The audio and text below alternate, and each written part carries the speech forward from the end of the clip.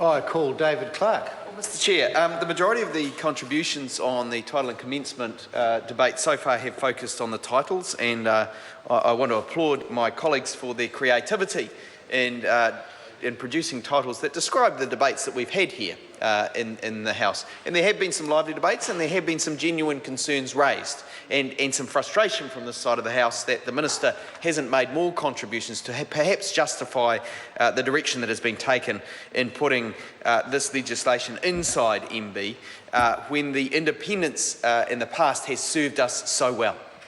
But I wish to focus my contribution on the clause that relates to the commencement of the bill and suggest an alternative date for commencement and suggest that clause 2, subclause, I don't know which one, 2 probably, be amended so that the effect of it is that the bill comes into effect in 2018. And in April 2018. And that would allow, of course, for a more sensible decision-making process by a more sensible government.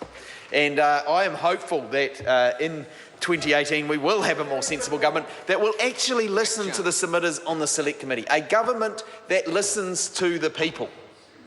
And that is something that we would like to see on this side of the House, because the feedback I'm getting from across my constituency, in fact across New Zealand as I go and make small business visits and so on, is that the government is no longer listening. It is a government that has said goodbye, farewell, we've got our own agenda and we're implementing it. Here we go, we'll listen to your submissions with beans in our ears. We'll sit in the Select Committee, we'll nod, we'll shuffle our feet, but we won't really listen because we are under instructions from Minister Joyce to get on with it, to subsume everything into the massive monolith of Moby, which has its great big sign outside, its $140,000 TV screen, its $260,000 sun deck with barbecues, its hair straighteners, and that massive ministry, $23,000 fridge, that ministry should absorb everything. And that is Stephen Joyce's agenda, as we've seen. It is to create this monolith. And this is another aspect of that empire that he is building. He is pulling the standard-setting procedures inside there. And no doubt, within a matter of months, he will be choosing the colours of their brochures. He'll be saying, Standards and Accreditations Committee, you're not communicating with the public the way I like.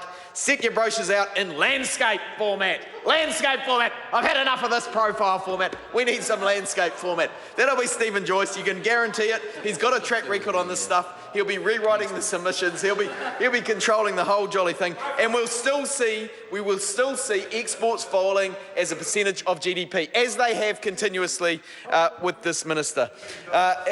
Sorry, Mr. Speaker. Title and commencement. Title and commencement. And so, Mr. Speaker, if we push this out to 2018, we would see more sensible decision making. We wouldn't see this particular aspect of our important arrangements pulled into MB under the control of Stephen Joyce and his mega ministry that's appealing to the multinationals. We'd see it focused more nearly on the interests of small and emerging businesses, those businesses that are going to diversify our economy, those businesses that are going to bring future prosperity to our country. We need a government with vision. We need a government that makes sensible decisions, that listens to submitters, and therefore, if we push the commencement of this bill out until April 2018, we hope that we will have such a government that listens to the people, a Labour-led government, a government of the future that is looking to diversify the economy. And that, Mr. Speaker, is why my submission is that we should change that clause to ensure a more sensible decision-making process. Thank you.